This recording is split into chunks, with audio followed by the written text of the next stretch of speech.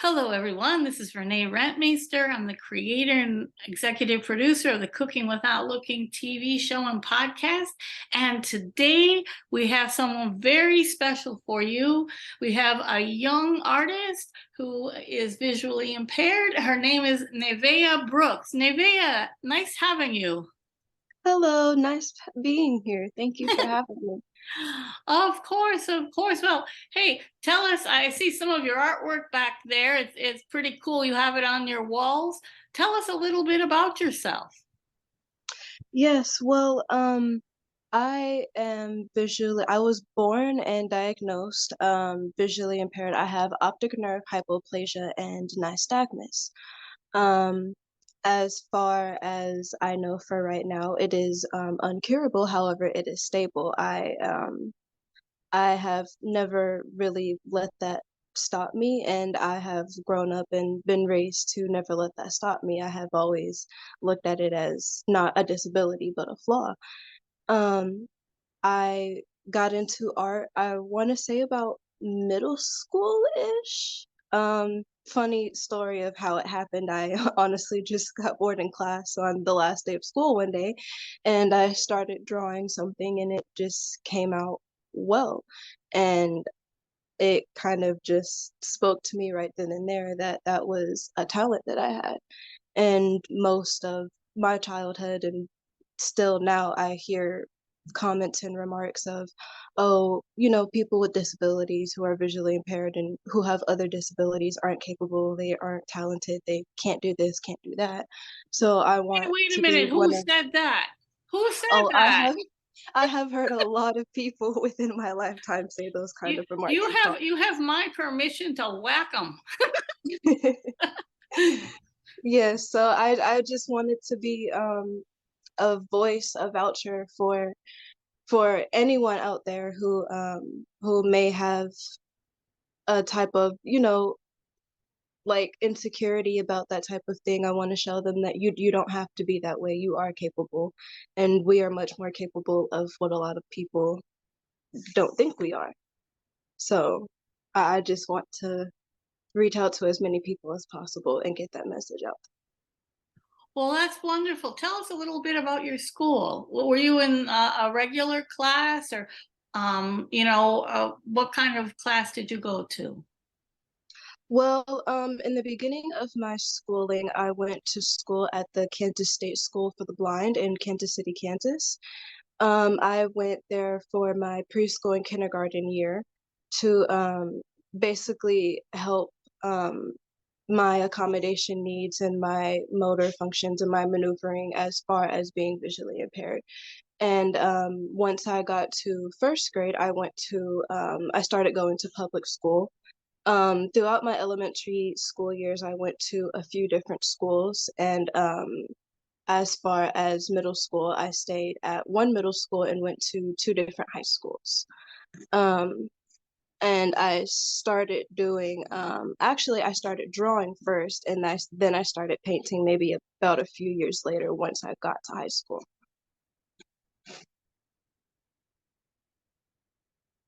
Well, that's wonderful. How do the kids treat you? The kids? Like the kids in school? Um, well, it was kind of a 50-50. I would say that most of them were pretty laid back and a lot very, very helpful. They had questions, but they tried not to ask it so, rudely. They would just be curious about how things would go for me, how my lifestyle was.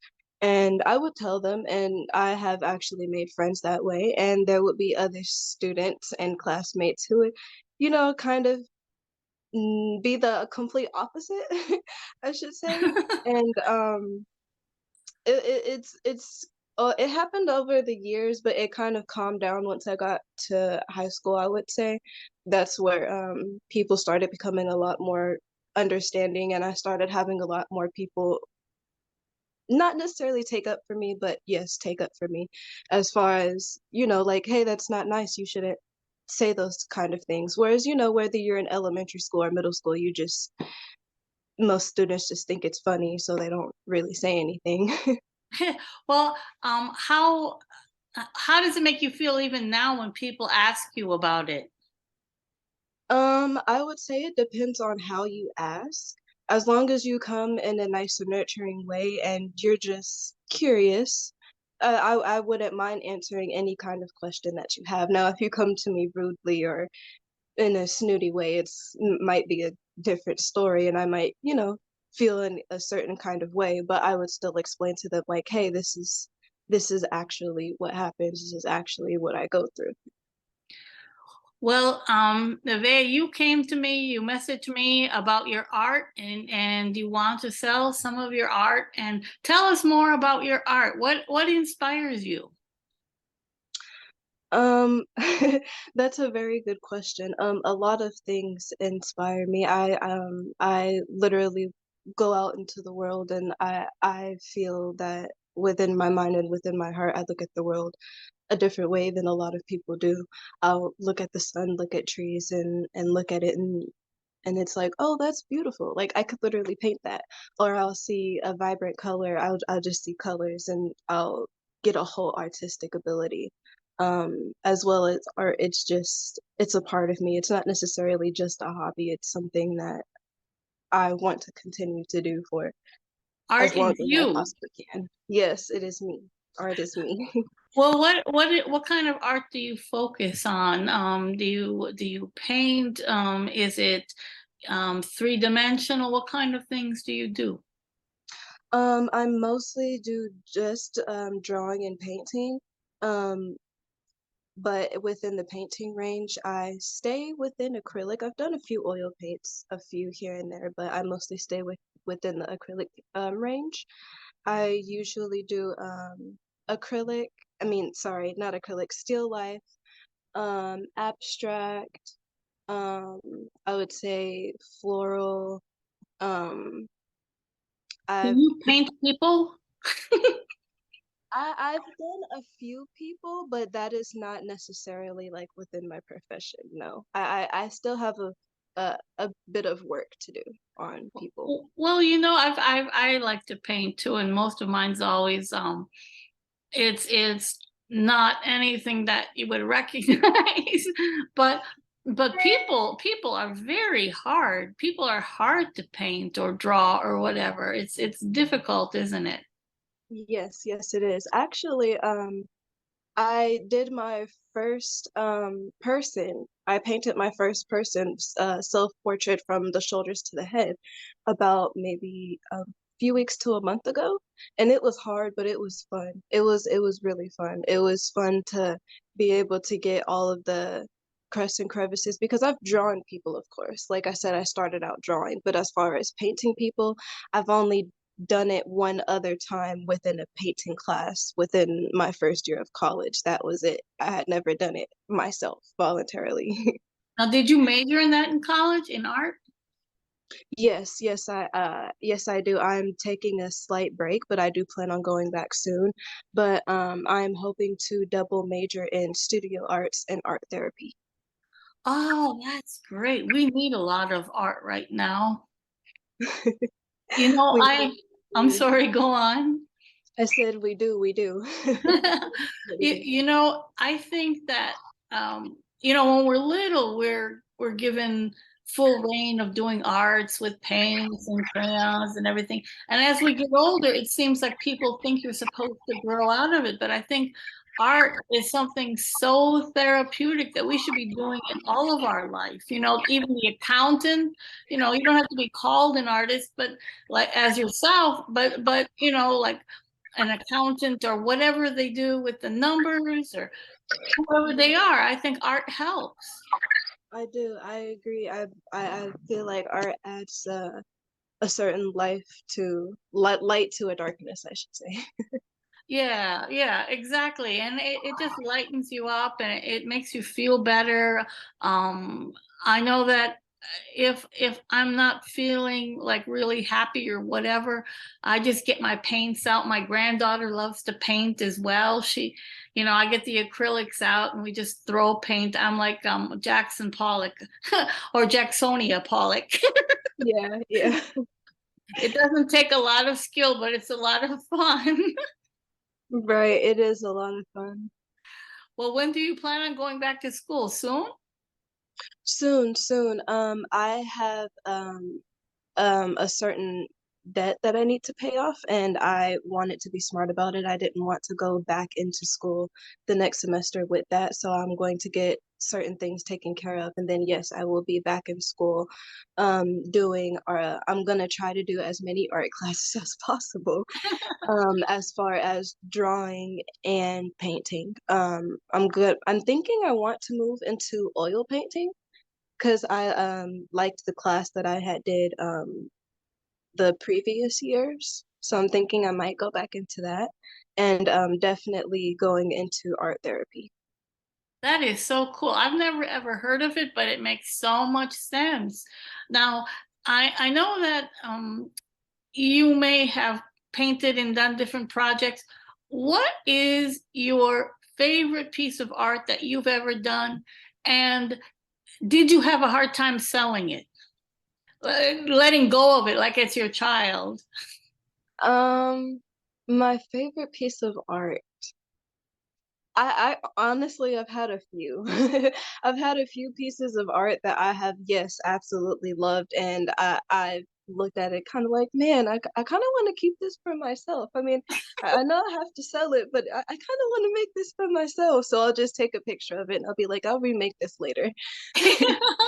Yeah, they never turn out the same, but I know I've sold some of my art, and one of my favorite ones I gave to someone. I couldn't even sell it. I just gave it to them, and it was like giving your child away because it was like my favorite. Yeah, but see, the best thing about that to me is you kind of do want to keep that because it's like your baby. It's like one of the things that you're so like passionate about because it came out exactly the way that you wanted it to. However, my favorite thing about that is you get to recreate that into something new, something else that you love, something else that you don't want to get rid of. And guess what? You don't have to because it's yours now. And that's true. That's true. Now, the paintings we see in back of you are those what you did? There's a crab and something that looks like a bunch of stars on gray, two shades of gray and yellow, and you've got cool things all over your wall. I love that. I Well, might copy it if you have to know the truth. That's so cool. the crab is not mine, Okay. but this star, these are actually flowers. This is mine. This is one of Ah. mine. And I was hoping I could flip my camera around because I have a few in front of me right now, but I can't figure out how to do it. Well, you know what? Can you are you able to pick There we them go. up? I can do this. Yeah, Here, yeah. here's Oh, one. that's nice. Now, this one was for a client. However, they didn't have enough financial resources to pay for it, so they just told me to keep it. Oh, And I actually love that one. That was one of the ones that I didn't want to get rid of. Now, this one is mine. this is beautiful. I love it too. I can see why you wouldn't want to get rid of it. It looks like heaven. Thank you. Thank you. Do you name your pieces? Yes, I do name most of them. If I don't get writer's block and can't necessarily figure out a name. When's your time of the day? What time of the day and what are you doing when you can get most inspired? Um, that's a good question. I would say it honestly just kind of depends on the what exactly I'm doing. Like if I'm watching a TV show or if I'm going outside and taking a walk and just depending on what time of day it is, I see something, I will immediately go in my house to my art area and paint that, no matter what time of day it is. Oh, Now I do wow. no, most of the time I'll start towards that afternoon or evening-ish, but I have started in the morning as well, like early in the morning. Yeah, yeah, yeah. I'm like that too. I like the early morning thing. Well, show us more of your art. I interrupted you. Show us more of your art. Yes, yes, I have about three more. Okay, This one is a galaxy piece, my first ever galaxy piece that I nice. did. This I finished about I want to say about a month ago. That's really nice. And I don't know if you can necessarily see it, but it has metallic color in it. Oh, no, no, I couldn't see that, but that's neat. I'm a fan of purple anyway, so I love that. That's very nice. Thank you. And I did this for Halloween. This actually, I just started liking this movie. I didn't necessarily like it as a kid, but somehow I like it now. Nightmare Before Christmas. Oh, wow. That's pretty And cool. if I you like can that. see closely, you can see the little pumpkins at the bottom Yeah, yeah. and the orange embroidering in the face. Oh, wow. Yeah, that's pretty cool. That's Thank you. neat. What city are you in? I am in Lexington, Kansas. I Ah, do mean, you have sorry, any? not Lexington, Kansas, Lexington, Kentucky. We're not in Kansas anymore, Dorothy. Well, do they have like art shows and things there that you can show your art? Yes, yes, they do. I am, in a few short weeks, I am planning on, actually, I am sort of, I'm not necessarily in the whole thing just yet, but I do have an art gallery that is, interested in me. It's called Art Inc. Oh, Kentucky. And they have very, very nice people. I met some of the artists, and they're very, very sweet. They're very kind. They like basically just took me in as a straight friend and gave me some insight, and it was very awesome. that's nice. Well, for our listeners who would like to buy, before we get into your recipe, what is your price range on your artwork? My price range varies in between the time that it takes to do the painting, the detailing, and eye fatigue because I have very constant eye fatigue, uncontrollable as well. So it kind of wraps into that, but it also depends on the size of the canvas too. So I'll normally ask my client before everything, I'll normally tell them the steps that I go through. I'll ask them all of the detail that they want to put into it and how big the canvas will be. It ranges in between, I want to say, $25 and it goes up from there. And I usually negotiate in prices too, depending on if, it's a bit too much for the client or whatever, I'll usually negotiate the price to a reasonable price range.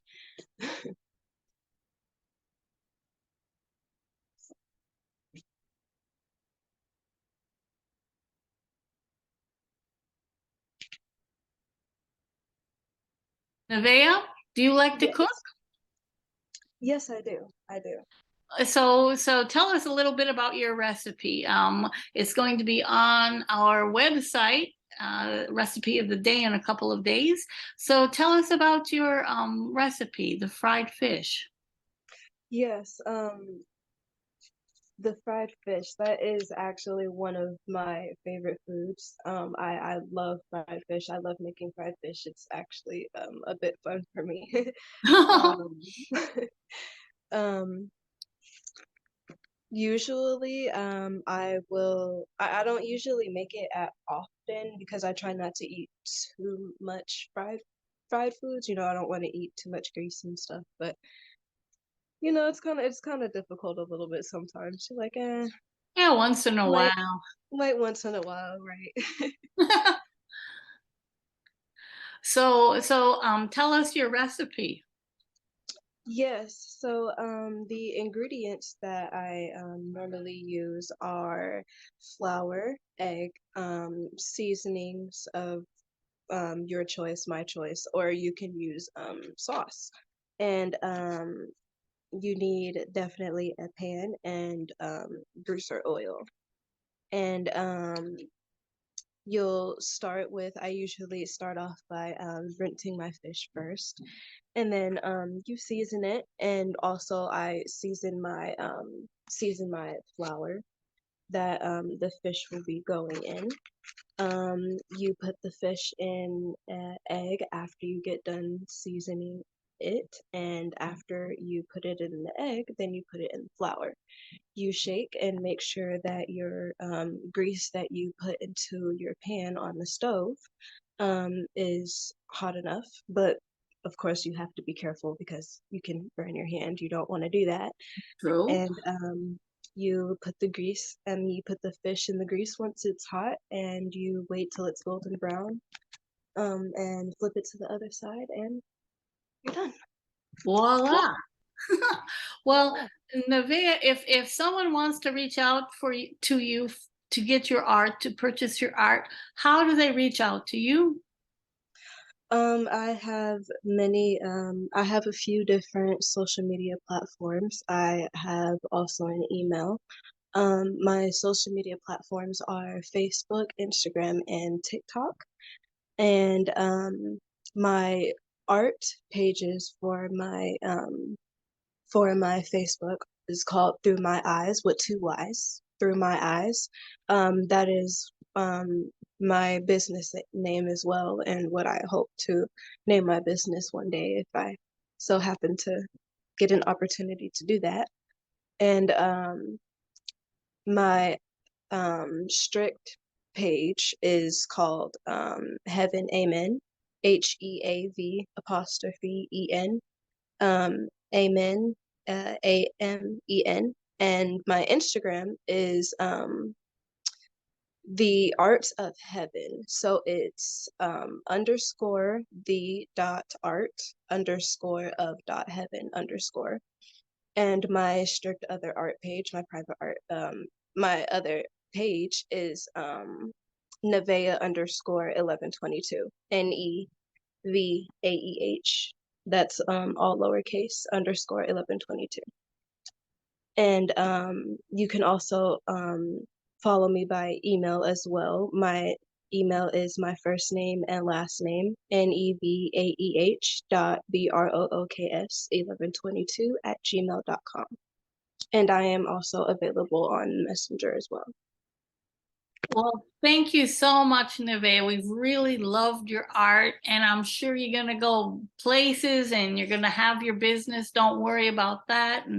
And again, if anyone wants to reach out to Ne Vaeh, she is on Facebook for sure, and a Messenger, and that's how I reached out to her. She actually reached out to me, and then I reached back and said, "Hey, you got to come on our podcast."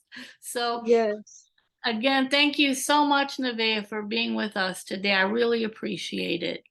Thank you so much for having me. This was a great time. I thank you for having me and for being so interested in me and my art. Of course, of course. And this has been Cooking Without Looking podcast. If you want to see Ne Vaeh's recipe, go to our website at www.cookingwithoutlooking.tv.wordpress.com. If you want to hear her podcast, you can also go to our Cooking Without Looking page. We're on Cooking Without Looking on Facebook, and we also have a YouTube page, which is also Cooking Without Looking. So again, thank you so much for helping us change the way we see blindness, Ne Vaeh. Have a great holiday. You do the same. Okay, bye-bye. Bye-bye.